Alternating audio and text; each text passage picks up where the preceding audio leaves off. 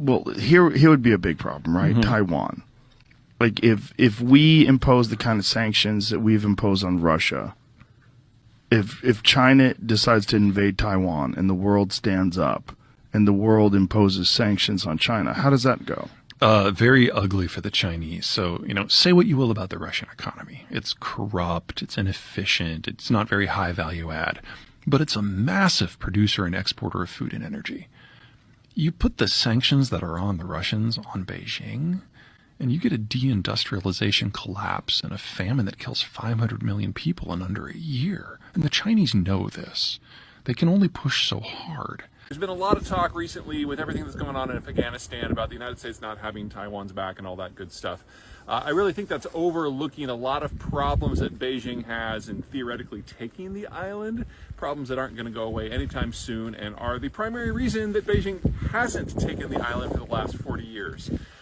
First of all, let's say they win and they get control of that massive semiconductor industry that everybody's all concerned about.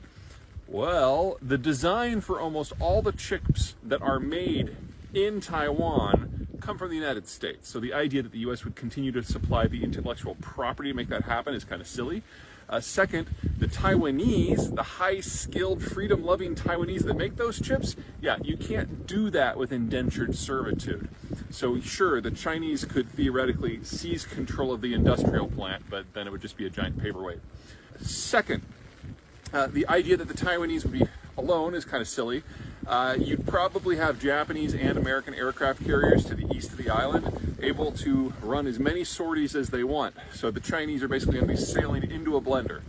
Third, the Taiwanese are no joke. I mean, sure, there's only about 25 million of them, but it really doesn't matter, because if the Chinese mobilize so that the Taiwanese know it's coming, give them a week or two and they can develop some crude nuclear devices. Taiwan's an advanced power. It has its own nuclear power system. It would not be a technical challenge. So if the Chinese go by a normal military process, they probably lose Shanghai and Fujian, and there is even risks to Beijing. So they'd have to do it from a cold start and then just throw people in the hundreds of thousands into fishing boats and do a mass sailing across. You're talking about casualties at least in the hundreds of thousands. So the military consequences for doing this are huge. And then again, let's assume that they win. Well, then what? The Chinese economy is completely dependent upon the import of raw materials, especially energy, and the export of finished goods as part of a supply chain to the wider world. A war would destroy the supply chain, and it would easily break up any sort of access they have to resources the world over. So you're talking about 70 to 80% of their oil inputs suddenly becoming unavailable.